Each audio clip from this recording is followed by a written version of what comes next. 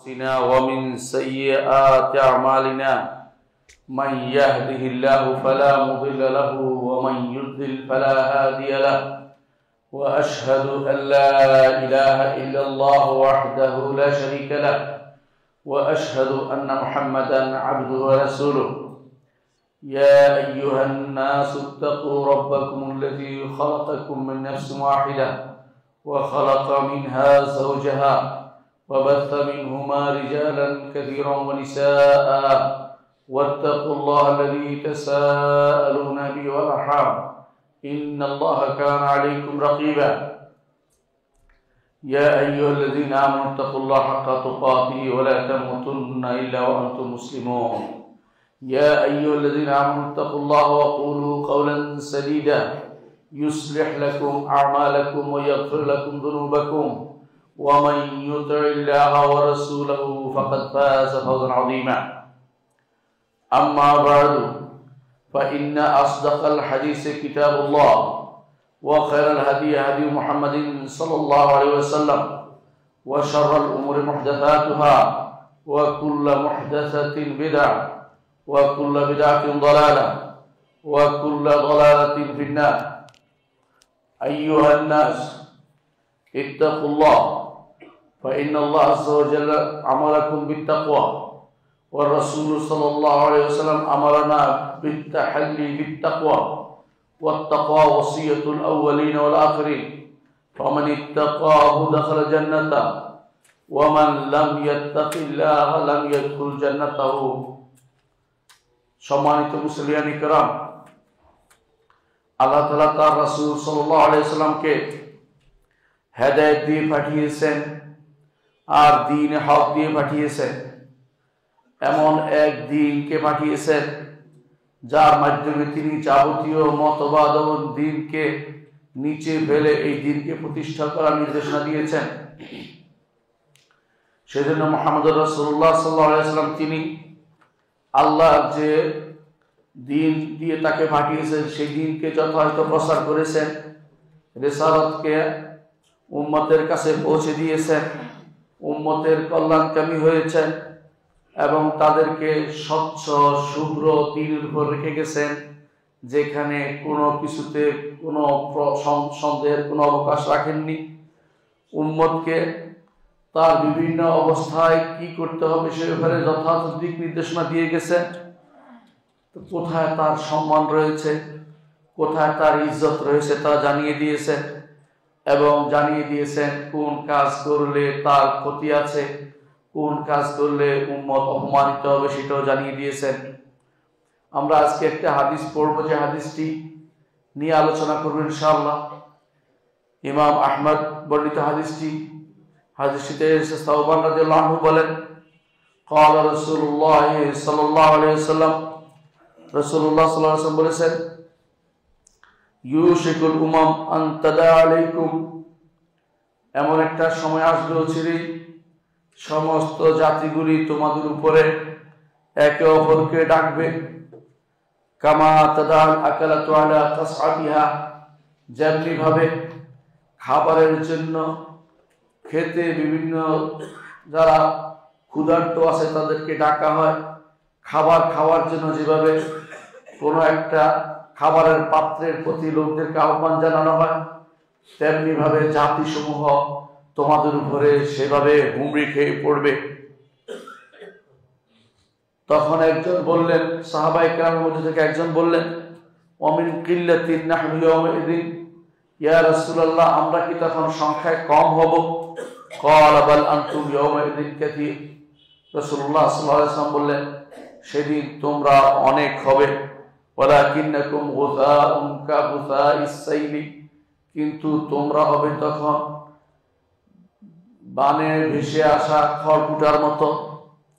ওয়ালা ইয়ানসাআন্নাল্লাহু মিন সুদুর আদুইকুম মুহাব্বাতান মিনকুম, তোমাদের শত্রুদের অন্তর থেকে তোমাদেরকে ভয় পাওয়াটা উঠিয়ে দেওয়া হবে, আল্লাহ তাআলা উঠিয়ে দিবেন। এবং ওয়ালা ইয়াকযিফান্নাল্লাহু ফি কুলুবিকুমুল ওয়াহনা, তোমাদের অন্তরে ওয়াহান ঢেলে দিবেন। একজন বললেন সাহাবায়ে কেরামের পক্ষ থেকে, ইয়া রাসূলুল্লাহ, ওয়াহান কি জিনিস? রাসূলুল্লাহ সাল্লাল্লাহু আলাইহি ওয়াসাল্লাম উত্তরে বললেন, হুব্বুদ দুনিয়া ওয়া কারাহিয়াতুল মাউত, দুনিয়াকে ভালোবাসা, মৃত্যুকে অপছন্দ করা।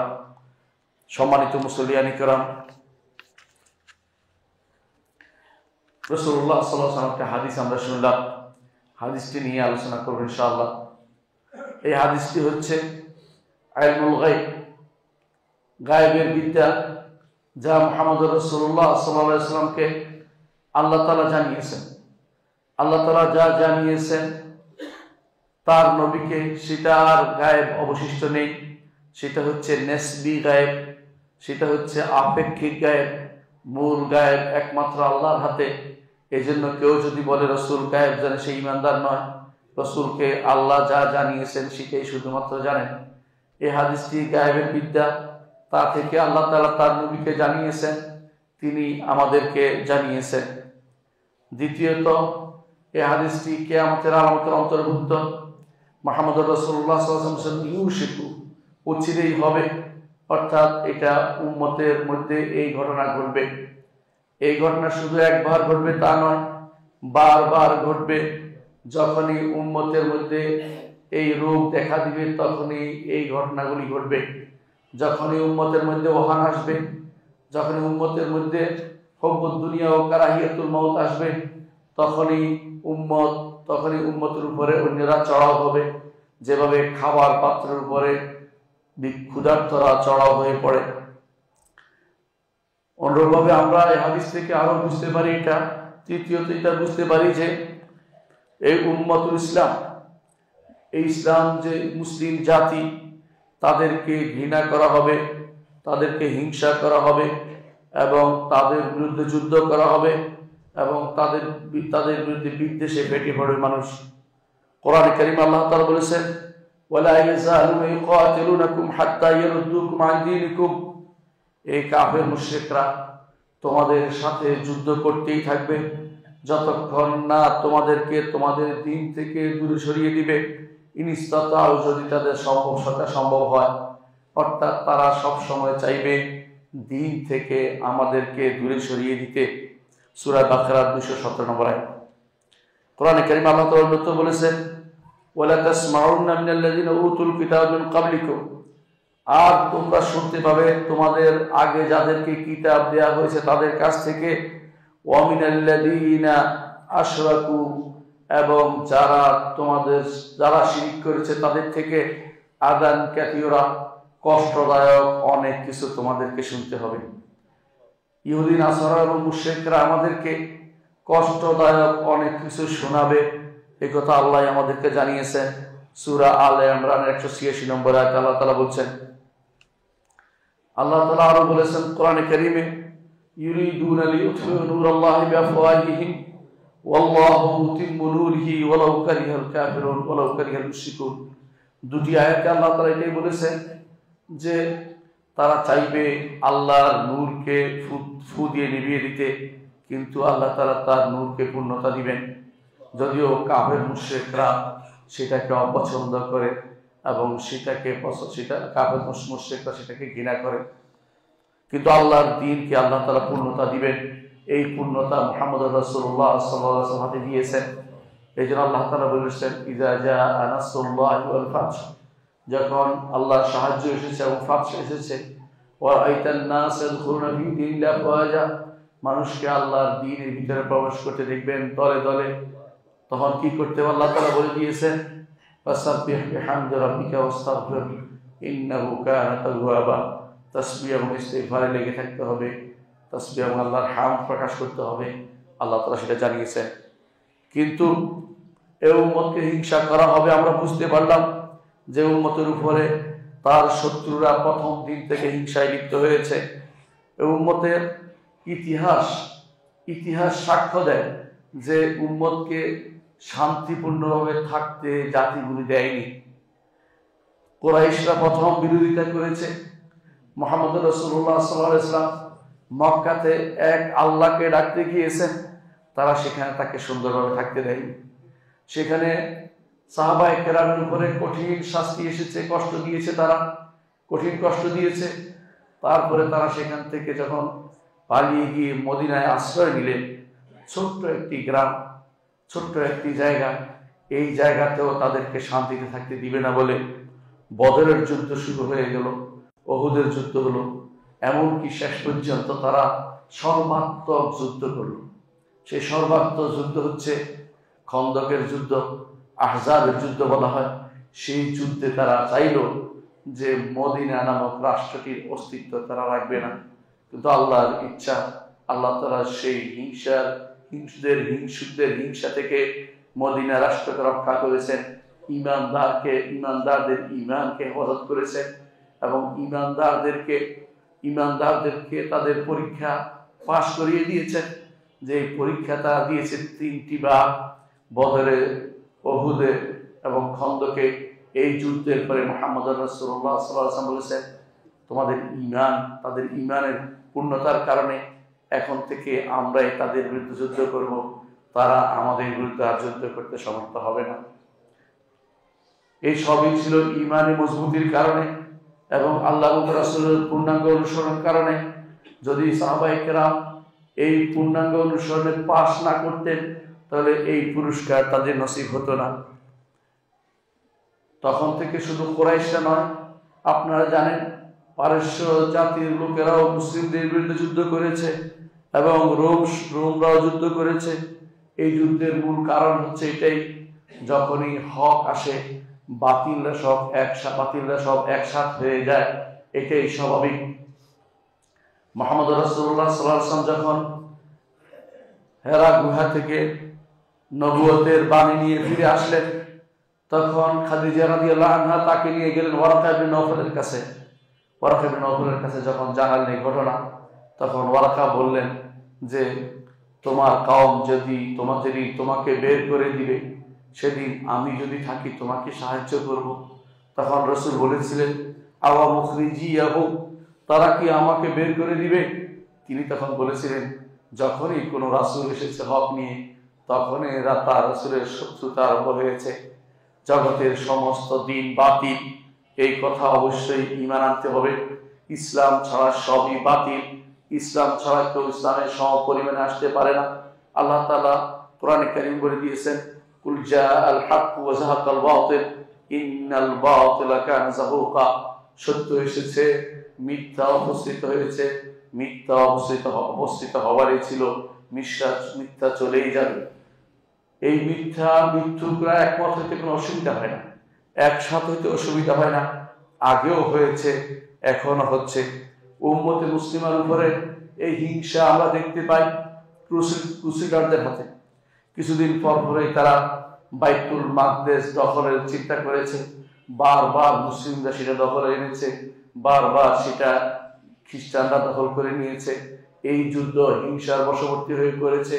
তারা যে তাদের দিন মানে তা নয়, কিন্তু হকের বিরোধিতা তাদের করতে হবে। সেজন্য অনেকেই তাদের দিন মানে না, কিন্তু তারা হকের বিরোধিতার জন্য একমত হয়ে যায়। ক্রুসেডারদের যুদ্ধে মুসলিমদের বিরুদ্ধে তাদের অবস্থান ছিল এবং সে অবস্থানে ইউরোপের সমস্ত জাতি গোষ্ঠী তাদের মত ভিন্নতা সত্ত্বেও মুসলিমদের বিরুদ্ধে দাঁড়িয়েছিল, সাহায্য করেছিল। তাতারদের ব্যাপারে আপনারা জানেন, তাতাররাও মুসলিমদের বিভিন্ন জায়গাতে মুসলিম দেশকে ধ্বংস করে দিয়েছে। তারা শুধু বাইতুল মাকদেস নয়, তারা সব জায়গা ধ্বংস করেছে। এমনকি মুসলিমদের মাথা দিয়ে মিনার নির্মাণ করেছে। যে যত মিনার তৈরি করতে পারত, চেঙ্গিস খানের পক্ষ থেকে তার প্রতি বেশি বাহবা পাওয়া যেত, যে সে মুসলিমদের মাথা দিয়ে মিনার বানিয়েছে। এই হচ্ছে তাতারদের হিংসা বহির্ভূত হওয়া কাজ। কিন্তু আল্লাহর পক্ষ থেকে সাহায্য যখন এসেছে, যখন শেখ হুসাইন ইবনে তাইমিয়া রাহমাতুল্লাহ আলাইহি সহ আলেমরা একমত হয়েছে এবং তাদের সাথে শাসকরাও ছিল, আল্লাহ তাআলা তাদেরকে এই আইন জাহেলিয়াতের যুদ্ধে ও পরবর্তী অন্যান্য যুদ্ধে তাদেরকে বিজয় দান করেছেন এবং সেই বিজয়ের সাথী হয়েছে মুসলিমরা শুধু ঈমানে বলিয়ান হওয়ার কারণে। এই উম্মতকে হিংসা করা হবে, এটা স্বাভাবিক জিনিস। ইহুদিরাও হিংসা করে, নাসারারাও হিংসা করে এবং খ্রিস্টানরাও আমাদেরকে হিংসা করে। এই হিংসা সব সময় চালু আছে। এই হিংসা বশবর্তী হয়ে তারা জেনে বুঝে আমাদের ইসলামকে বিকৃত করে প্রচার করে, এবং ইসলামের নবীর বিরুদ্ধে, ইসলামের বিভিন্ন চিহ্ন সিম্বলের বিরুদ্ধে, ইসলামের পবিত্র স্থানের বিরুদ্ধে তারা অপপ্রচার লেগে থাকে। তাদের শত শত মিডিয়া মুসলিমদের বিরুদ্ধে সব সময় লেগে আছে। মুসলিমদেরকে বিভিন্ন রকম অপবাদ দিয়ে, কখনো তাদেরকে সন্ত্রাসী বলে, কখনো তাদেরকে গোয়ার বলে, কখনো বিভিন্ন রকমের নাম দিয়ে তাদের বিরুদ্ধে তারা লাগিয়ে রেখেছে। এমন ভাবে তারা লাগিয়ে রেখেছে যে আমাদের এই নিজস্ব শরীয়ত নিয়ে আমাদের যুবকরা গর্বিত হয় না। তারা এখন কাফের মুশরিকদের দেয়া নীতিকে প্রবর্তন করতে চায়। তারা কেউ গণতন্ত্রের প্রবর্তক হতে চায়, কেউ সমাজতন্ত্রের প্রবর্তক হতে চায়, কেউ জাতীয়তাবাদের ধ্বজাধারী হতে চায়, কেউ বলে আমি দেশাত্মবোধে উজ্জীবিত হয়ে চলতে চাই। এইভাবে তাদের নীতিগুলো যে কোরআন এবং সুন্নাহ বিরোধী, কথাগুলো যে কোরআন সুন্নাহ বিরোধী, এগুলি আমাদের মনে আর কোনো দাগ কাটে না। আমরা সেগুলো হজম করে ফেলেছি অলরেডি। আমরা মেনে নিয়েছি যে এগুলিও আমাদের দিলের অংশ। এগুলির বিরুদ্ধে কথা বলাটা এখন দোষণীয় হয়ে গেছে। আল্লাহর শরীয়ত প্রবর্তন করার কথা বলা হলে এটাকে অপরাধ মনে করা হচ্ছে। আল্লাহর শরীয়ত প্রবর্তন কোথাও হয়েছে শুনলে বিশ্বের সমস্ত তাবেদ কাফেররা পাগল হয়ে যায়। তারা এটাকে কোনোভাবে সহ্য করতে পারে না। অবস্থা এমন হয়ে দাঁড়িয়েছে, যেমনটি আমাদের নবী আমাদেরকে পূর্বে জানিয়েছেন। তিনি বলেছেন, বাদাল ইসলামু গরিবান ওয়া সায়াউদু কামা বাদা ফাতুবা লিল গুরাবা। ইসলাম অপরিচিত হয়ে শুরু হয়েছিল। দূর দূরান্তের 2-1 মানুষ পাওয়া গিয়েছিল ইসলাম গ্রহণকারী। আবার সে অবস্থায় ফিরে যাবে, অর্থাৎ মানুষের মধ্যে পূর্ণ ইসলাম পালনকারী কেউ থাকবে না। ইসলামকে বোঝার মতো লোকের অভাব হবে, কিন্তু অল্প কিছু সংখ্যক লোক থাকবে। রাসূল বলেছেন, ফাতুবা লিল গুরাবা। এই অল্প কিছু সংখ্যক লোকের জন্য আল্লাহর পক্ষ থেকে সুসংবাদ। আহলুস সুন্নাতি ওয়াল জামাআহ, আহলুল হাদিস, ফিরকাতুন নাজিয়া, তায়েফাতুল মানসুরা, যে নামই দেন না কেন, এরাই হচ্ছে সেই গোষ্ঠী যাদের ব্যাপারে মুহাম্মদুর রাসূলুল্লাহ সাল্লাল্লাহু আলাইহি ওয়াসাল্লাম আমাদেরকে সুসংবাদ দিয়েছেন যে এরা হকের উপরে টিকে থাকবে, এরা বাতিলের এক বিন্দু গ্রহণ করবে না, বাতিলের কোনো মতবাদের প্রতি তাদের কোনো সমর্থন থাকবে না। শরীয়ত প্রবর্তনের কথা আজ যেন তারা কোনোভাবেই শুনতে পারে না, অথচ আল্লাহর শরীয়তের উপর আল্লাহ তার নবীকে রেখেছেন। আল্লাহ তাআলা বলেছেন, সুম্মা জাআলনাকা আলা শারিআতিন মিনাল আমরি। আপনাকে আমরা রেখেছি শরীয়তের উপরে। এরা শরীয়তকে বাদ দিয়ে কেউ তরিকত, হাকিকত, মারিফত বানিয়েছে, কেউ বা ইউরোপিয়ানদের তন্ত্র মন্ত্র গ্রহণ করেছে, কেউ বা কাফেরদের, মুশরিকদের, অথবা কেউ বা আমেরিকান তথাকথিত রাষ্ট্রপ্রধানের সেই নীতিকে গ্রহণ করে নিয়েছে এবং এই নীতি প্রবর্তনের জন্য তারা আপনাদের কাছে মাঝে মধ্যে মত চায়। আপনারা মত দিয়ে দেন, আমরা ইনশাআল্লাহ এই সমস্ত ব্যাপারে কোনোদিন এদের ব্যাপারে আমরা সাবধান থাকবো যে আমার দ্বারা যেন কুফরির কোনো কিছু প্রচলিত না হতে পারে। আল্লাহর দ্বীন যেন প্রচলিত হয়, আল্লাহর দ্বীন যেন আমার দ্বারা প্রতিষ্ঠা পায়, এই চেষ্টা আমাদের অব্যাহত রাখতে হবে। মুহাম্মদ রাসূলুল্লাহ সাল্লাল্লাহু আলাইহি ওয়াসাল্লাম আমাদেরকে যে সাবধান করেছেন যে এরা হিংসা করবে, তার হিংসার প্রমাণ হচ্ছে কোথাও যদি শুনে যে এখানে ইসলামী রাষ্ট্র প্রতিষ্ঠা হয়েছে, ইসলামী শরিয়া প্রতিষ্ঠা হয়েছে, তারা যে কোনো অজুহাতে সেখানে ঢুকার চেষ্টা করে। এমনকি আর কিছু না হোক মিথ্যা অজুহাত দিবে, কখনো বলবে যে সেখানে মারাত্মক অস্ত্র তারা নির্মাণ করতেছে, মারণাস্ত্র নির্মাণ করতেছে, এগুলিকে ধ্বংস করে দিতে হবে। কখনো বলবে এখানে সংখ্যালঘুর উপর আক্রমণ হচ্ছে, কখনো বলবে যে এখানে মত প্রকাশের স্বাধীনতা ক্ষুণ্ণ করা হচ্ছে, কখনো বলবে নারী স্বাধীনতাকে সেখানে জব্দ করে রাখা হয়েছে। এই জাতীয় বিভিন্ন কথা বলে অজুহাত দিয়ে তারা মুসলিমদের দেশে, যেখানে ইসলাম এবং মুসলিমরা আছে, সেখানে প্রবেশের তারা করে। একটি মাত্র কারণ, যেখানে ইসলাম এবং মুসলিম রয়েছে সেখানে তাদের হিংসা রয়েছে। আর যেখানে ইসলাম এবং মুসলিমদের সবাইকে মেনে নিয়েছে, তারা তথাকথিত লিবারেল ইসলাম প্রতিষ্ঠা করতে চায়, যে ইসলামের মধ্যে কোন রকমের দ্বীন প্রতিষ্ঠার চিন্তা থাকবে না, শরীয়তকে মানার চিন্তা থাকবে না, সেখানে তাদের কোনো বিরোধ থাকে না। সেখানে সেই ব্যক্তি যত অপরাধী হোক না কেন, তাকে তখন তারা সমর্থন করে যায়। আপনার ইতিহাস ভালো করে জানেন তারা কি করেছে। বিভিন্ন রাষ্ট্রে যেখানে মুসলিমদের অবস্থা একটু ভালো হতে চলেছিল সেখানে তারা বিভিন্নভাবে সেটা বন্ধ করে দিয়েছে। মুহাম্মদ রাসূলুল্লাহ সাল্লাল্লাহু আলাইহি ওয়াসাল্লাম হাদিসে বলেছেন, ইউশাকু আন তাদা আলাইকুমুল উমাম, জাতিগুলো তোমাদের উপরে একে অপরকে ডাকবে। জাতিগুলো তোর বোঝাল এক জাতি নয়, সমস্ত জাতি, মুসলিম ছাড়া সমস্ত জাতি একে অপরকে ডাকবে, একে অপরকে আহ্বান করবে, একে অপরকে ডেকে আনবে। কি বলবে? সমস্ত জাতি একসাথ হবে যে মুসলিমদের বিরুদ্ধে দাঁড়াতে হবে। মুসলিমরা হচ্ছে তাদের প্রধান শত্রু এবং মুসলিমদের এই শত্রুতা তারা মুসলিমদের সাথে শত্রুতা কোনোভাবেই তারা ছাড়বে না। আল্লাহ তাআলা কোরআনে কারীম বলেছেন যে তারা আসলে নিজেদের মধ্যে বিভিন্ন দলে বিভক্ত। কোরআনে কারীম আল্লাহ আমাদেরকে জানিয়েছেন, আল্লাহ তাআলা বলেছেন, ওয়ালা তাকুনু মিনাল মুশরিকিন, হে ঈমানদারগণ তোমরা মুশরিকদের মতো হইও না। মিনাল্লাযিনা ফাররাকু দীনাহুম ওয়া কানু শিয়াআন, যারা নিজেদের দ্বীনকে ভিন্ন ভিন্ন দলে বিভক্ত করেছে। কুল্লু হিজবিন বিমা লাদাইহিম ফারিহুন, দলে বিভক্ত হয়ে আবার খুশিও আছে, অর্থাৎ তারা বিভিন্ন মত এবং পথে বিভক্ত। আল্লাহ তাআলা আমাদেরকে জানিয়েছেন সূরা রুমের 31 এবং 32 নম্বর আয়াতে। আল্লাহ তাআলা আরো জানিয়েছেন যে তারা নিজেদের মধ্যে শত্রুতাও তাদের আছে। যেমন তারা বলেছে, ক্বালাতিল ইয়াহুদু লাইসাত বিন-নাসারা আলা শাই, ইহুদিরা বলে নাসারারা কিছুর উপর নাই। ওয়া ক্বালাতিন নাসারা লাইসাতিল ইয়াহুদু আলা শাই, আর নাসারারা বলে ইহুদিরা কোনো কিছুর উপর নাই, অর্থাৎ তারা কোনো দ্বীনের কোনো জিনিসের উপর নাই। ওয়া হুম ইয়াতলুনাল কিতাব, অথচ তারা কিতাব পড়ে। ওই কিতাব ইহুদিদের কিতাব নাসারারা মানে, নাসারাদের কিতাব ইহুদিরা মানে না। এদের মধ্যে শত্রুতা আছে। আবার আল্লাহ তাআলা এই শত্রুতা সত্ত্বেও বলেছেন যে আমাদের বিরুদ্ধে তারা এক। নিজেদের মধ্যে তারা ভিন্নতা আছে, মতভেদ আছে, কিন্তু তারা আমাদের বিরুদ্ধে এক। আপনারা জেনে আশ্চর্য হবেন, খ্রিস্টানরা 3টি বৃহৎ দলে বিভক্ত, কিন্তু তারা সম্মিলিত ফান্ড করেছে মুসলিমদেরকে খ্রিস্টান বানানোর জন্য। প্রটেস্ট্যান্ট হোক, অর্থোডক্স হোক অথবা ক্যাথলিক হোক, একমত হয়ে গেছে যে মুসলিমদেরকে তারা সম্মিলিত ফান্ড করেছে কিভাবে মুসলিমদেরকে তাদের দিন থেকে বের করা যায়। এরা সম্মিলিত ফান্ডে সারা দুনিয়া চষে বেড়াচ্ছে কিভাবে তাদের নাসারা বানানো যায়, এই চেষ্টা তারা অব্যাহত রেখেছে। আল্লাহ তাআলা আমাদেরকে জানিয়েছেন, ইয়া আইয়ুহাল্লাযীনা আমানু লা তাত্তাখিযুল ইয়াহুদা ওয়ান নাসারা আউলিয়া, হে ঈমানদারগণ ইহুদি এবং নাসারাদেরকে বন্ধু বানাবে না।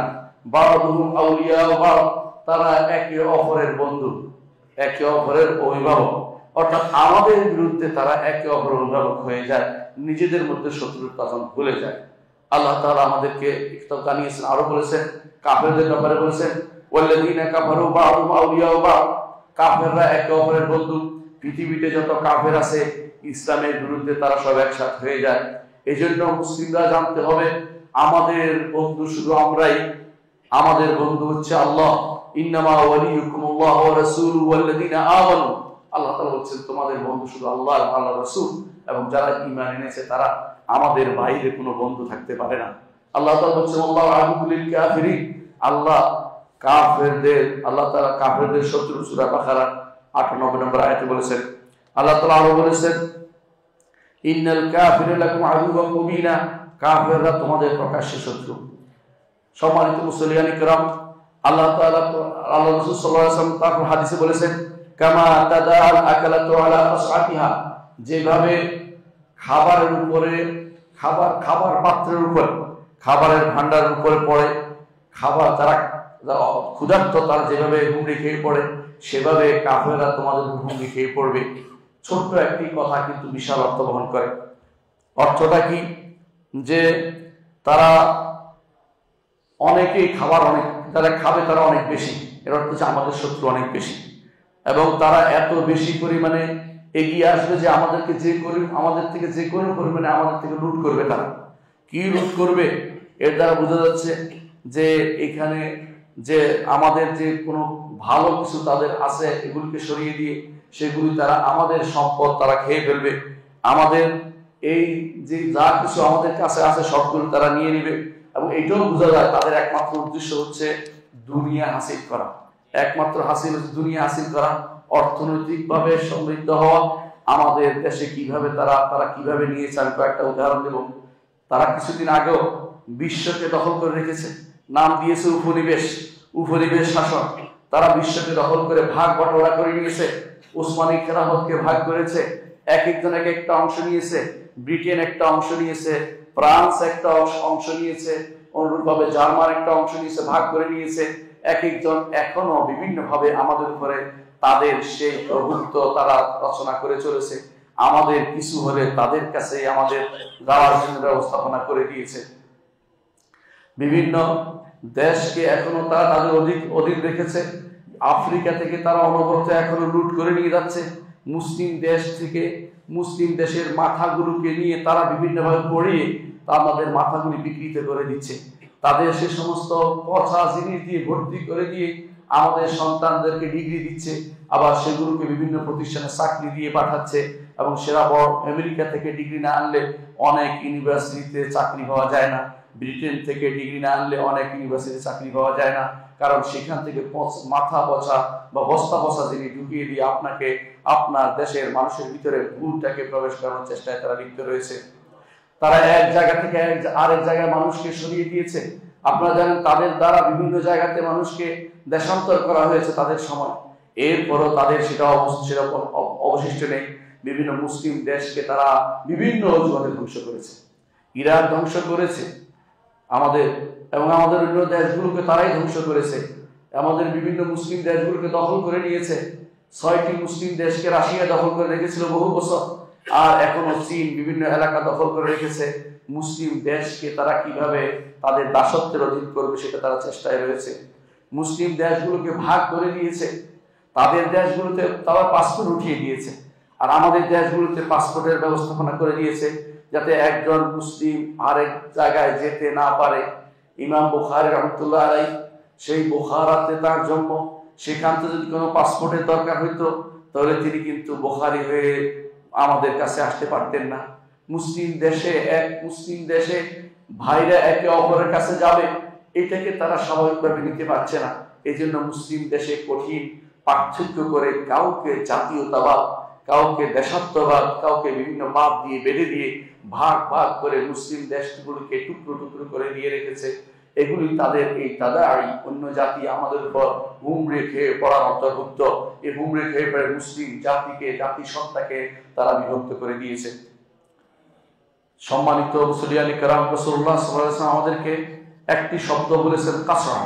কাসরা শব্দের অর্থ হচ্ছে খাবার পাত্র। খাবার পাত্র যা বোঝাচ্ছে এটা যে তারা আমাদের যে অর্থনৈতিক যে আমাদের বিশাল সম্পদ রয়েছে সেগুলি নিয়ে যেতে চায়। এই জন্য তারা যদি চলে বলে কৌশলে না পারে তখন তারা অস্ত্র ব্যবহার করে, এবং কি তারা অস্ত্র বিক্রি করে নিজেদের মধ্যে মারামারি লাগিয়ে রাখে। তারপর দ্বিতীয় জন হয়ে তারা সেটা সমাধান করতে আসে, এবং তাদের মাঝে সেটা সমাধানের জন্য লোক নিয়োগ করা আছে, তাদের পক্ষ থেকে লোক নিয়োগ করা আছে, অস্ত্র দিবে আবার তারা সমাধানও করবে। এভাবে তারা মুসলিমদের যে সুনাম আছে সুনাম নষ্ট করার চেষ্টায় লেগে আছে। তারা তাদের পোশাক পরানো কিছু লোককে আমাদের দেশে বসিয়ে দেয়। সাদ্দাম হোসেনকে ইরাকে তারাই বসিয়ে দিয়েছে, তারা পড়িয়েছে তাকে রাশিয়াতে, এবং তার ভাই তথাকথিত ভাই তাদের বার্থ পার্টির নেতা হাফেজ আল আসাদ ওরে পড়িয়েছে তারা রাশিয়াতে, সেখান থেকে পড়িয়ে তারা বার্থ পার্টির নেতা করে তার সিরিয়ায় বসিয়ে দিয়েছে। এই সিরিয়ার অবস্থা আপনারা জানেন। এই সিরিয়াতে এটা মুসলিমদের কেন্দ্রভূমি, মুসলিমদের রাজধানী, এক সময় রাজধানী ছিল এবং রাজধানী আবারও হবে। মুসলিমদের এই রাজধানীতে 10% লোক 90% লোককে এত বছর ধরে শাসন করেছে। 10% লোক এরা ছিল ইমানদার, ছিল না। বাশার হাফেজ এবং হাফেজ আল আসাদ আর বাশার আসাদ এই দুইটা কাফের, কারণ 5 আল্লাহ বিশ্বাস করে তারা, আল্লাহ 5। এই জন্য তাদেরকে আলামি বলে, কারণ তারা আলী পূজা করেছেন, আলী ইবাদত করে বলে। এই নয় যে তারা রাসূলের বংশধর ছিলেন না, বরং তারা আলী পূজা করতে বলে তাদেরকে আলামি বলা হতো। এই 5%কে কারা ক্ষমতায় রেখেছে? তাদেরকে ক্ষমতায় রেখেছে ইউরোপ এবং আমেরিকা, তাদেরকে ক্ষমতায় রেখেছে, এবং তাদেরকে ক্ষমতায় রেখেছে রাশিয়া। তারা ক্ষমতায় রেখেছে কি জন্য? মুসলিমদেরকে অপমানিত করার জন্য। আর মুসলিমদেরকে এখানে যদি অপমানিত করা যায়, তারা আর সামনে বন্ধ করে দিয়েছে যাতে করে ফিলিস্তিনে তারা আর তাদের যা ইচ্ছা তা করতে পারে, ইহুদিদেরকে তারা ফিলিস্তিনে প্রোভাইড করতে পারে। সেজন্য তারা আগে থেকে একটা বাধা বিন্যাচল তারা সেখানে ব্যবস্থাপনা করে দিয়েছে। আল্লাহর পক্ষ থেকে রহমত এসেছে মুসলিমদের মাঝে, এবং সেখানে মুসলিমদের এখন করায়ত্ত প্রতিষ্ঠা হয়েছে। আমরা দোয়া করি আল্লাহ তাআলা তাদেরকে যেন সঠিক পথে পরিচালিত করেন, আকীদা ও মানহাজ বিশুদ্ধ করে দেন। আর যেই হোক না কেন মুসলিম শাসক থাকা দরকার, যে কোনো মুসলিম দেশে মুসলিম শাসক থাকা দরকার। আমরা সেটা আল্লাহর কাছে দোয়া করি। এইভাবেই রাতের অন্ধকারে তারা কাদেরকে বসিয়ে দিয়েছে বিভিন্ন জায়গাতে। মুসলিম দেশগুলোকে ভাগ বাটোয়ারা করছে কিভাবে দেখেন। কোন কোন রাষ্ট্রের এমন নীতি করেছে, আপনি চেষ্টা করলেও তারা ইসলাম বানাতে পারবেন না। লেবাননের রাষ্ট্রপ্রধান বানাইছে খ্রিস্টানকে, প্রধানমন্ত্রী বানাইছে সুন্নিকে, আর পার্লামেন্ট প্রধান বানিয়েছে, তারা নীতি করে দিয়েছে যে এটা হবে শিয়াদের থেকে। এর অর্থ হচ্ছে একটি দেশ এমনিতে 3 ভাগ হয়ে গেছে। আমি একবার যখন লেবাননে গেলাম, একজন জিজ্ঞাসা করে তোমার নাম কি, না বলার পর সিদ্ধান্ত নিয়ে বলে যে তুমি আমার সাথে কথা বলবে কি বলবে না সেই জন্য। অর্থাৎ সুন্নি হলে বলবে না, শিয়া হলে সে যদি শিয়া হয় আমার সাথে কথা বলবে, খ্রিস্টান হলে আবেদনে কি আসবে। দেশটা পুরোটা এমনিতে ভাগ হয়ে গেছে। এইভাবে ভাগ করে দিয়েছে মুসলিম রাষ্ট্রগুলোকে। ফিলিস্তিনিদের উপর তাদের বসিয়ে দিয়েছে এমন লোককে, যে লোক নিজে হচ্ছে বাহাই, সেই লোককে বসিয়ে দিয়েছে ফিলিস্তিনিদের উপরে। এভাবে তারা রাতের অন্ধকারে এমন লোকদেরকে বসিয়ে দেয় মুসলিম দেশে, যাদেরকে মুসলিমরা আগে চিনত না। দিনদার বলে তারা জানে না তাদেরকে। এদেরকে বিভিন্ন রকমের বিভিন্ন উত্থান করে বিভিন্ন রকমের লোক দিয়ে তাদেরকে সেখানে বসিয়ে দেওয়ার জন্য তারা বসে আছে। আর তারাও খুশি বাগ হয়ে ইসলামকে কিভাবে কচু কাটা করতে পারে, তাদের প্রভুদের কিভাবে খুশি করতে পারে, সেই চিন্তায় তারা সবসময় বিভোর থাকে। মুসলিম দেশের উপর দিয়ে এটাও তাদের একটি অংশ ডেকে যে মুসলিম দেশকে আসো ভাগ করে নিয়ে যাও, মুসলিম দেশকে যেভাবে পারো তোমরা কচু কাটা করো, এটাই তাদের চিন্তার অন্তর্ভুক্ত। তারা এইভাবে বিভিন্ন চিন্তা দিয়েও আমাদেরকে বিভ্রান্ত করে দিয়েছে। আমাদের বিশ্ববিদ্যালয়গুলোতে আজ চিন্তা পড়ানো হয়, ডেমোক্রেসি পড়ানো হচ্ছে, ইসলামকে পড়ানো হচ্ছে না। আমাদের ডেমোক্রেসির জন্য এক একজন কান্নাকাটি করে বলে যাচ্ছে, ডেমোক্রেসি চলে গেল, ইসলাম চলে গেল, কাঁদার মতো কেউ নেই। আল ইসলাম লা ওয়াকিয়া লাহু, ইসলামের জন্য কেউ কাঁদে না। সবাই গণতন্ত্রের জন্য কাঁদে, কেউ সমাজতন্ত্র প্রতিষ্ঠার জন্য কাঁদে, কেউ লিবারালিজম প্রতিষ্ঠা করতে কাঁদে, কেউ বা এই জাতীয় নতুন তত্ত্ব দেশাত্মবোধ অথবা জাতীয়তাবাদ প্রতিষ্ঠার জন্য কান্নাকাটি করছে। এই জাতীয় যে সমস্ত কান্নাকাটি করা হচ্ছে, কেউ বা আরো একটু আগ বাড়িয়ে গিয়ে ইসলাম মুসলিম দেশে মুসলিমদের উপরে তথাকথিত সেকুলারিজম প্রতিষ্ঠা করতে চাচ্ছে। এ সবই তো কুফরি মতবাদ। এ কোনোটাকে তো ইসলাম সমর্থন করে না, কারণ ইসলাম হচ্ছে পরিপূর্ণ জীবন ব্যবস্থা। আল্লাহ তাআলা আমাদেরকে বলে দিয়েছেন কোরআনে কারীমে, আল ইয়াউমা আকমালতু লাকুম দীনাকুম ওয়া আতমামতু আলাইকুম নি'মাতি ওয়া রাদিতু লাকুম ইসলাম দীনা। ইসলামকে পূর্ণতা দিয়ে আল্লাহ আমাদের উপর সন্তুষ্ট প্রকাশ করেছেন। আমরা সকাল বিকাল বলি রাদিতু লাকুম ইসলাম দীনা। আমরা সকাল বিকাল বলি রাদিতু বিল্লাহি রাব্বান ওয়া বিল ইসলামি দীনান ওয়া বি মুহাম্মাদিন নাবিয়্যা। আরো বলি রাদিতু বিল্লাহি রাব্বান ওয়া বি মুহাম্মাদির রাসূলান ওয়া বিল ইসলামি দীনান। আমরা প্রতি আযানের জবাবের মধ্যে সেটা বলি। তাহলে আমরা কেন মুখে একটা বলি, কর্মে আরেকটা কেন করি? ইসলাম যদি কোনো পরিপূর্ণ হয়ে থাকে, ইসলাম যদি কোনো আল্লাহ সন্তুষ্ট পেয়ে থাকে, ইসলাম দিয়ে আল্লাহ নিজেই সন্তোষ প্রকাশ করেছেন, আমরা কেন বিভিন্ন মতবাদকে আমাদের সমর্থন জানাবো? ওই মতবাদগুলি কেউ আছে দুই ধরনের। কেউ সেগুলোকে পুরোটাই গ্রহণ করেছে, কেউ সেগুলোকে ইসলামাইজেশন করার চিন্তা করেছে। ইসলামাইজেশন করেন না, ইসলাম সাইজেশন করছেন। ইসলামকে বাদ দিয়ে আপনি সেটাকে ইসলামের নাম দিয়ে চালাচ্ছেন। ইসলামী সমাজতন্ত্র, ইসলামী অমুক কোনোটা ইসলামী না। এগুলো হচ্ছে আপনি যে হেরে গেছেন, পরাজিত মানসিকতার পরিচয়। আপনি নিজের ইসলাম নিয়ে নিজেকে প্রসার করতে পারছেন না। ইসলামকে প্রসার করার ক্ষেত্রে আপনি চাচ্ছেন আমি লিবারাল, ইউরোপ আমেরিকা যেন আমার উপর খুশি থাকে, আমি যেন ক্ষমতায় থাকতে পারি, আমি যেন বেশি দিন অবস্থান করতে পারি, আমার বিরুদ্ধে যেন কেউ কথা না বলে, আমাকে যেন সমর্থন করে। সেজন্য আপনি যে কোনো মূল্যে ইসলামকে কাটতে রাজি আছেন।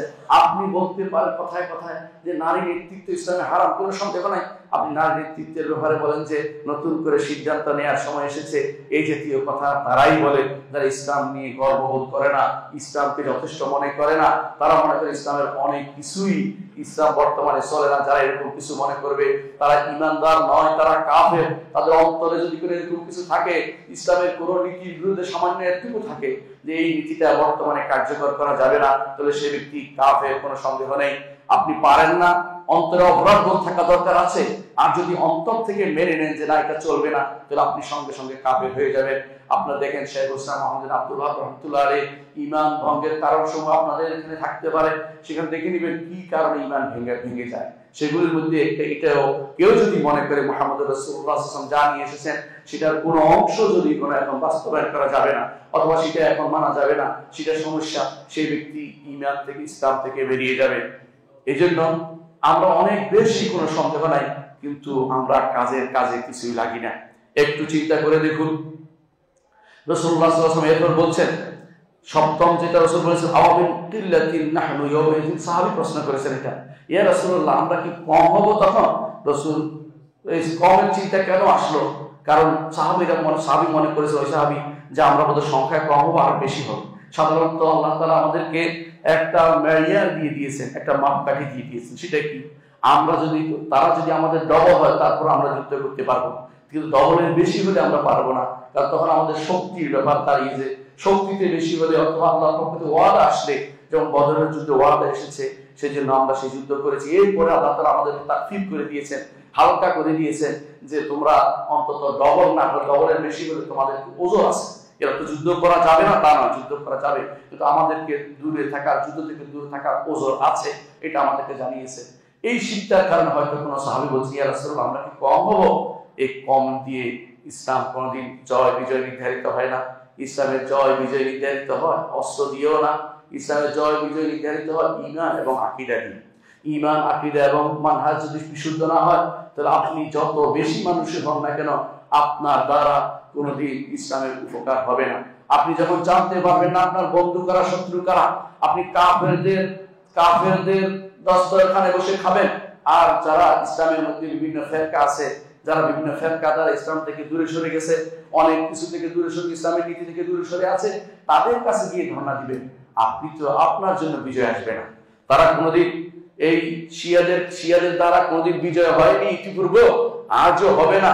আপনি তাদের কাছে গেছেন সাহায্য চাইতে, আপনার সাহায্য কোনদিন আসবে না। আল্লাহর পক্ষ থেকে সাহায্য আসতে হলে আপনাকে অবশ্যই যারা আল্লাহকে সাহায্য করে, আল্লাহ তাদেরকে সাহায্য করবেন। আল্লাহর দ্বীনকে যারা সাহায্য করবে, ইমানদারদেরকে সাহায্য করে, আকীদা ও মানহাজে যারা পরিপূর্ণ, তাদের সাথে যারা থাকে, তাদেরকে আল্লাহ তাআলা সাহায্য করবেন। সকলকে আল্লাহ তাআলা সাহায্য করেন না। এই জন্য মুসলিম উম্মাহ আজ অনেক তাদের সংখ্যা প্রায় 1.5 মিলিয়নের বেশি, তারপরেও তাদের সাহায্য আসছে না। কারণ এই জন্য যে আমরা রাসূল যেটা বলেছেন, ইল্লা আন্নাকুম গুযাউন কাহুতাইস সাইল, তোমরা হবে খড়কুটো, সেই সমস্ত খড়কুটোর মতো বানে যেগুলি ভাসিয়ে নিয়ে আসে। আশ্চর্য জিনিস হচ্ছে, আপনারা জানেন খড়কুটো ভাসতে থাকে, খড়কুটোর কোনো গোড়া থাকে না। এর অর্থ হচ্ছে তারা সব কিছু গ্রহণ করে। আমরা আজ ইউরোপিয়ানদের সমস্ত কালচার গ্রহণ করেছি, এমনকি পোশাকে আশাকে গ্রহণ করেছি, সন্তান সন্ততি পড়ানোর ঘরে গ্রহণ করেছি, নারীদের শিক্ষা ব্যবস্থায় গ্রহণ করেছি, আমাদের ঘরের মধ্যেই তাদের সমস্ত কালচার গ্রহণ করে বসে আছি। আমাদের সন্তানরা ওই সমস্ত দেশে গেলে খুব খুশি হয়। আমাদের সন্তানরা, আপনাদের অনেকেই ওই সমস্ত দেশের সন্তান পড়ার জন্য কেউ পাঠায়, কেউ সেখানে অবস্থানের জন্য পাঠায়। এর অর্থ হচ্ছে আপনার কাছে আদর্শ হচ্ছে ইউরোপ এবং আমেরিকা। আপনার নিজের কোনো স্থিতি বলতে কোনো কিছু নেই, পদযুগলের সামান্যতম আপনার কোনো বল নেই, আপনি এখন খড়কুটোর মতো ভেসে বেড়াচ্ছেন। খড়কুটো আরেকটা জিনিস হচ্ছে যে এর কোনো মূল্য নেই, আপনি এখন মূল্যহীন। আপনাকে তারা মূল্যবান মনে করলে আপনি মূল্যবান হন। কোরআন এবং হাদিস দিয়ে আপনি মূল্যবান হতে চান না। হুজুরদেরকে মোল্লা বলেন, কিন্তু ওনাদেরকে স্যার বলেন, অর্থাৎ আপনি হুজুরদের অপমান করে কথা বলেন, আর যখন ইউরোপ আমেরিকাতে পড়ে আসে সেটা আপনার কাছে সম্মানিত ব্যক্তি হয়ে দাঁড়ায়, বিশেষ অমুক সাহেব আসছে তার জন্য বিশেষ ব্যবস্থাপনা আপনি করেন। আপনার মন মানসিকতা, পরাজিত মন মানসিকতা, আপনি নিজেকে এখনো ইসলামের ভিতরে পরিপূর্ণ রাখতে পারেননি। আপনার ওয়ালি হচ্ছে ইউরোপ আমেরিকা, আপনার ওয়ালি হচ্ছে কাফের মুশরিকদের দেয়া নীতি, সেটাকে আপনি নিচ্ছেন আপনার উপর। সামান্যতম আপনি নিজের উপর কোনো ভরসা করতে পারেন না। আপনার সিদ্ধান্ত কে দেয়? আপনার দেশের সিদ্ধান্ত আমেরিকা ইউরোপ দিচ্ছে, তথাকথিত উম্মাতুল, তথাকথিত জাতিপুঞ্জ বা জাতিসংঘ, ওরা আপনার সিদ্ধান্ত আপনার উপর চাপিয়ে দিচ্ছে। আপনার রাষ্ট্র কি গ্রহণ হবে কি হবে না, এটা একটা রাষ্ট্র হবে কি হবে না, আপনার এই সিদ্ধান্ত আপনি দিতে পারছেন না, এই সিদ্ধান্ত ইউরোপ আমেরিকার লোকেরা দিচ্ছে, আপনার সামান্যতম সেখানে হাত নেই। এর অর্থ হচ্ছে আপনি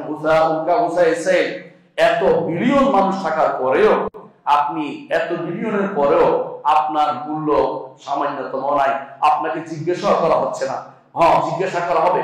আপনাদের নামধারী কিছু মানুষ থাকবে, মুসলিম নামধারী, কিন্তু কাজে তারা মুসলিম না, এমন লোকদেরকে তারা ঠিকই জিজ্ঞাসা করে যাতে করে আপনার বিরুদ্ধে সেটাকে ব্যবস্থা নিতে পারে। এর মাধ্যমে আমরা হজম করে ফেলেছি বিভিন্ন কিছু। আমাদের ভাইদেরকে ইরাকে যেভাবে মারা হয়েছে, লাশের পর লাশ রেখেছে, জীবন্ত মানুষ একটার উপর একটা রেখেছে, এবং ইউরোপিয়ান মহিলা সেখানে হাসাহাসি করেছে, সেখানকার লোকেরা অস্ত্র দিয়ে আমাদের ভাই বোনদেরকে অপমানিত করেছে, সেগুলো সব ভুলে গেছি। বসনিয়া হার্জেগোভিনায় কি হয়েছিল সব ভুলে গেছি, এমনকি কাশ্মীরে কি হচ্ছে সেটাও আমরা ভুলে যাই। আমরা সব এখন হজম করে ফেলছি, কারণ আমাদের গোড়ায় মাটি নেই, আমাদের গাছের গোড়ায় মাটি নেই, আমরা ভেসে চলেছি। এই ভাষাতে আরেকটা জিনিস হচ্ছে, এই ভাষা জিনিসের একটা সমস্যা কি জান, যে কোনো ছিদ্র পায় সেখানে ঢুকে যায়, কারণ সেটার তো নিজের অস্তিত্ব সেটা নাই। পাশে বানে ভেসে আসা পানি যখন দেখবেন যে একদিকে ছেড়ে দিচ্ছে ওদিকে চলে যাচ্ছে, আবার ওদিকে ছেড়ে ওদিকে চলে যায়, অর্থাৎ তাদের নিজস্ব ঐতিহ্য, নিজস্ব জ্ঞান, নিজস্ব আলাদা কোনো অস্তিত্ব তারা রাখতে চায় না। এই জন্য আজ আমাদের মুহাম্মদ রাসূলুল্লাহ সাল্লাল্লাহু আলাইহি ওয়াসাল্লামের হাদিসটি বেশি বেশি স্মরণ করা উচিত। তিনি বলেছেন, তোমরা তোমরা হবে সেই খড়কুটোর মতো, যেমনিভাবে বানে ভেসে আসে খড়কুটো, সেরকম তোমাদের অবস্থা হবে। কেন সেটাও বলে দিয়েছেন মুহাম্মদ রাসূলুল্লাহ সাল্লাল্লাহু আলাইহি ওয়াসাল্লাম। তিনি বলেছেন, ওয়ালা ইয়ানজাআনাল্লাহু মিন সুদুরিকুম মাহাবাতা মিনকুম, তোমাদের শত্রুরা তোমাদেরকে আগে যে ভয় পাইতো, এটা আল্লাহ তাআলা তাদের কাফেরদের অন্তর, ঈমানদের কাফেরদের অন্তর থেকে উঠিয়ে নেবেন। আল্লাহ উঠিয়ে নেবেন কেন? আমাদের কর্মের কারণে।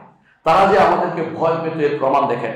ইহুদিরা মুহাম্মদ রাসূলুল্লাহ সাল্লাল্লাহু আলাইহি ওয়াসাল্লামের যুগে এত ভয় পেত, আল্লাহ তাআলা যেন বলছেন, লা আনতুম আশাদ্দু রাহবাতান ফি সুদুরিহিল্লাহ, আল্লাহর চেয়েও এরা তোমাদেরকে বেশি ভয় করছে।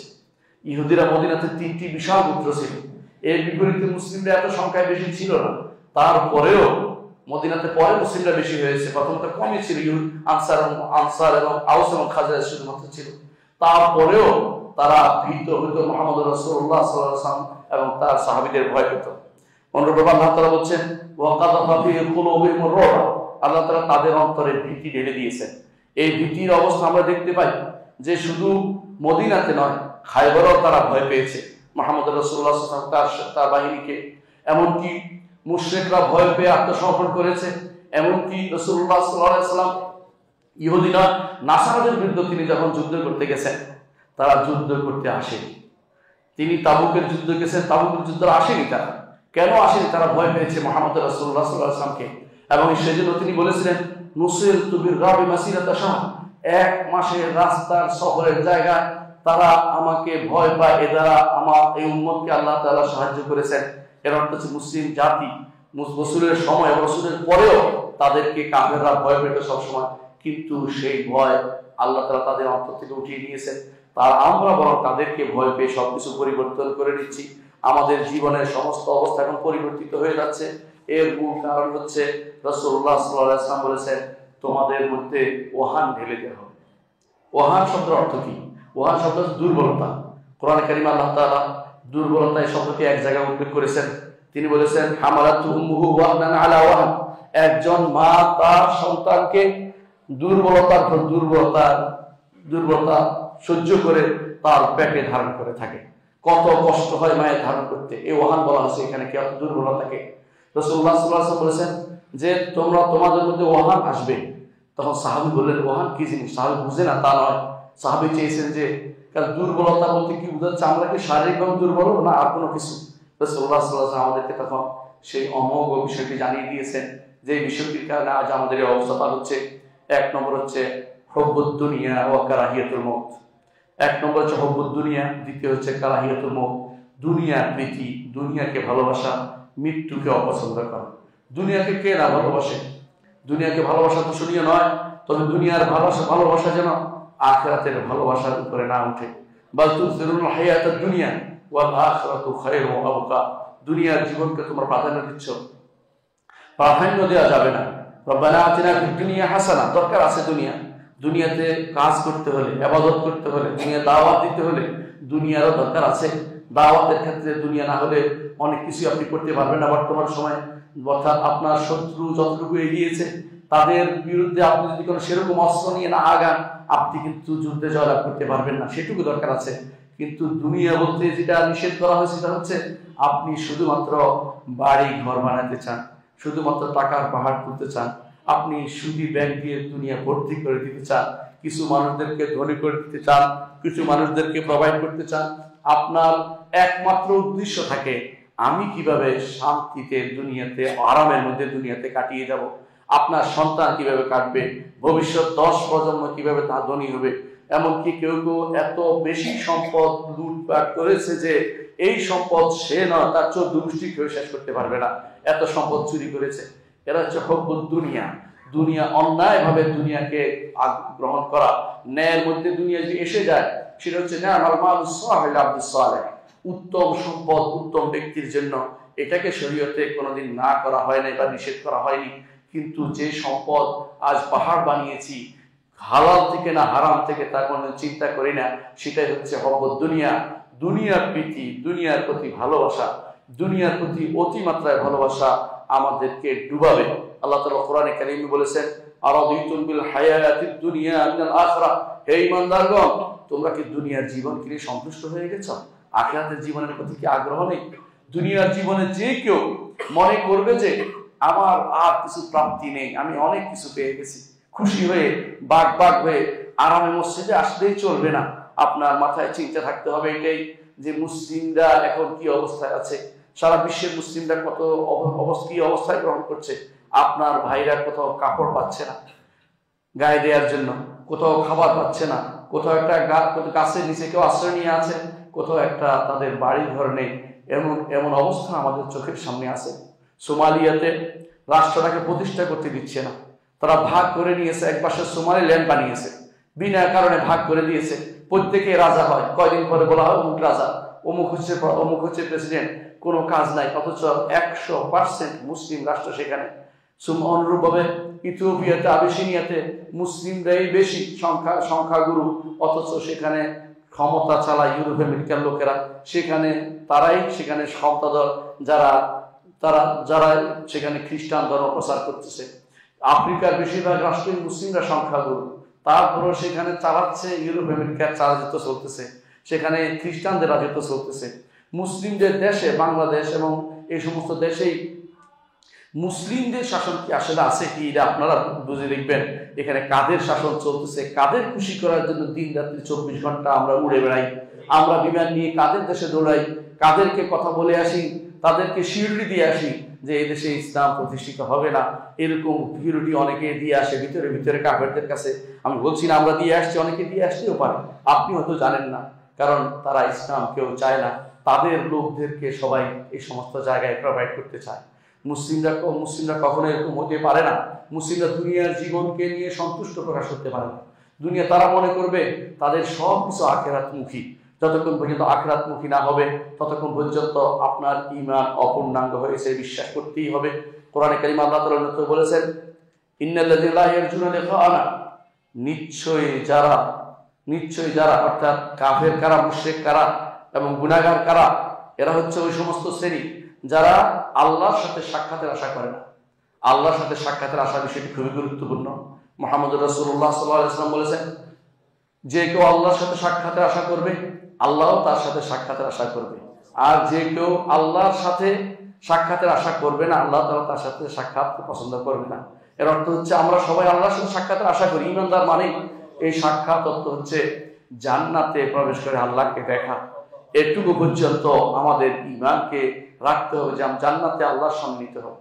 এইটা যদি কেউ থাকে দুনিয়াতে অন্যায় করতে পারে না। ওয়ালিমান খাফা মাকাম রাব্বিহি জান্নাতা, আল্লাহর সামনে দাঁড়াতে হবে কেউ মনে করলে আল্লাহ তার জন্য দুটি জান্নাত রেখেছেন। আমরা তো সেটা মনে করি না। অন্যায় যারা করে আল্লাহর সামনে দাঁড়াতে হবে এই চিন্তাটা মাথা থেকে চলে যায়, যে অন্যায় অনবরত করে যাচ্ছি, হালাল হারামের চিন্তা না করে কোনোভাবে হিলা করে কোনো বাহানা করে হারামটাকে কোনোভাবে নেওয়া যায় কিনা সে চিন্তায় বিভোর আছে। আমরা আল্লাহর সাথে সাক্ষাতের আশা আসলে করছি কিনা নিজেকে প্রশ্ন করুন। এরপর আল্লাহ তাআলা বলছেন রাদু বিল হায়াতিদ দুনিয়া, দুনিয়ার জীবন নিয়ে তারা সন্তুষ্ট হয়ে গেছে। অর্থাৎ খালাস, আমার সব প্রাপ্তি শেষ, আমার ছেলে এসপি, আমার ছেলে ডিসি, আমার ছেলে অমুক চাকরি তমুক চাকরি করে, থানার ওইটা হয়েছে বা অমুকখানে আমার ছেলে চেয়ারম্যান হয়েছে, এখন আমার সন্তুষ্টি আর কিছু নাই। উনি এখন বহুত সন্তুষ্ট, এই মুহূর্তে তিনি এখন হজে চলে গেছেন, হারাম টাকা দিয়ে হজ করে চলে আসছেন, তার কোনো চিন্তা নাই, মনে করছেন একটা করে ফেললেই হলো।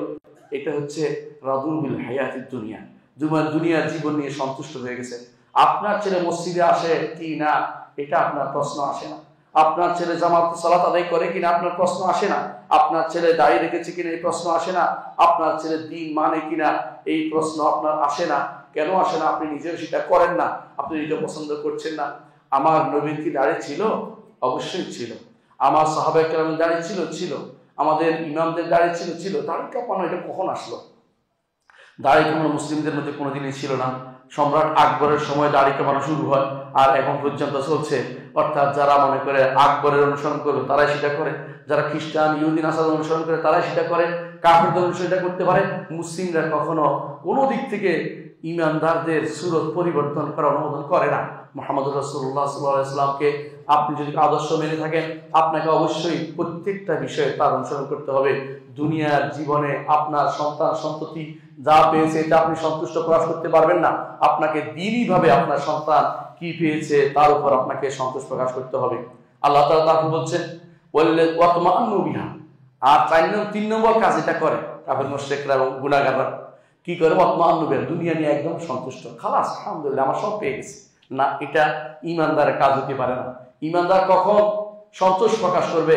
ইমাম আহমদ ইবনে হাম্বলকে জিজ্ঞাসা করা ছিল কখন আমি মনে করবো যে আলহামদুলিল্লাহ আমি খুব ভালো অবস্থা আছি?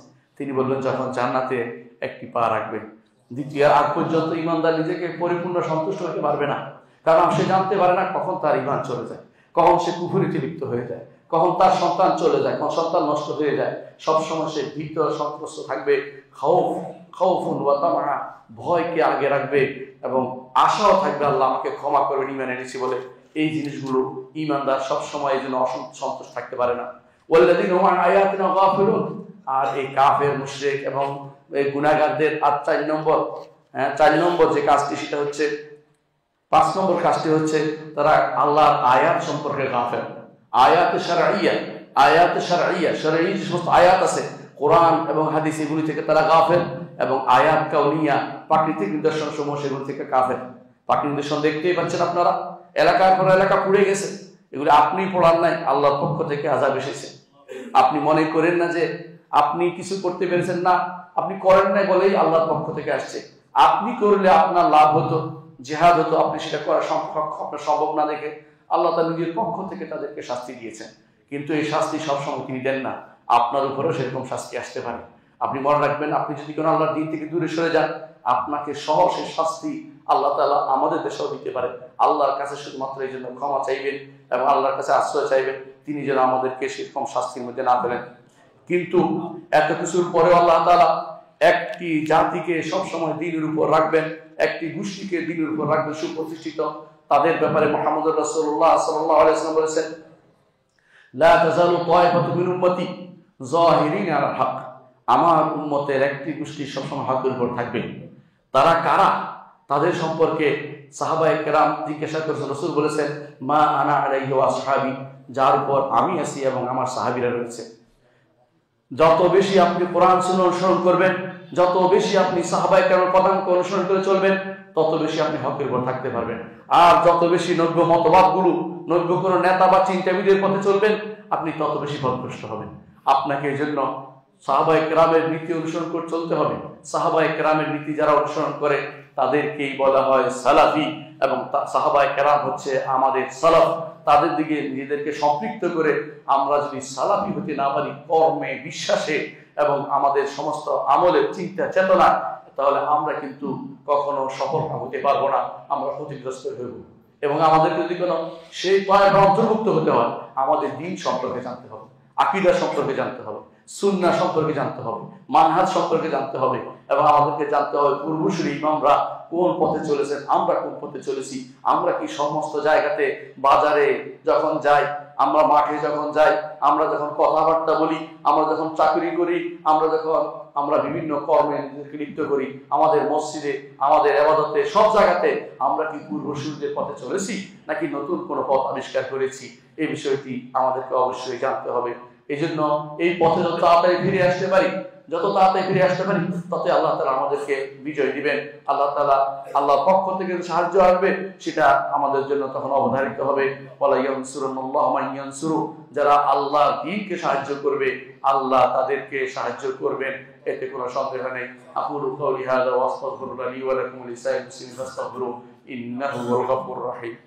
ইন্নাল হামদালিল্লাহ নাহমাদুহু ওয়া নাস্তাঈনুহু ওয়া নাস্তাগফিরুহ ونعوذ بالله من شرور أنفسنا ومن سيئات أعمالنا من يهده الله فلا مضل له ومن يضلل فلا هادي له وأشهد أن لا إله إلا الله وحده لا شريك له وأشهد أن محمدا عبده ورسوله। সম্মানিত মুসলিয়ান ইকরাম, বলছিলাম আল্লাহর দ্বীনের দিকে ফিরে আসার জন্য আল্লাহ তাআলা কোরআনে কারীমে আমাদেরকে বলেছেন ফাফিরু ইলাল্লাহ। আল্লাহর দিকে ফিরে আসলে আল্লাহ অবশ্যই আপনাকে আবার আল্লাহর দিকে ফিরে পালিয়ে আসতে বলেছেন। আমরা যে আল্লাহর দিকে পালিয়ে আসি, পালিয়ে তখনই আসতে হয় যখন অন্য কিছুকে ভয় করে। আমরা যখন ভয় করবো জাহান্নামকে এবং ইউরোপিয়ান সভ্যতাকে এবং অন্য কোনো মতকে, বিভিন্ন যে সমস্ত মতবাদ সেগুলিকে পালিয়ে, এগুলিকে মারিয়ে, এগুলি থেকে পালিয়ে যখন ইসলামের দিকে ফিরে আসবো, আল্লাহ তাআলা আমাদেরকে অবশ্যই সাহায্য করবেন। আল্লাহর সাহায্য পাওয়ার চেষ্টা আমাদের মধ্যে রাখতে হবে, চিন্তা চেতনা রাখতে হবে। যুবকদেরকে বিশেষ করে বলছি, যুবকরা আগামী দিনের জন্য তারা কাজ করবে। যুবকরা যদি সঠিক আকীদা ও মানহাজে আসতো, তাহলে আজ আমাদের এই অবস্থা হতো না। আমরা অনেকেই অনেক কথা আগে বলেছি, এখন দেখি সে কথা থেকে অনেকেই ফিরে যাচ্ছি, ইসলাম থেকে অনেকেই সরে যাচ্ছে দূর থেকে।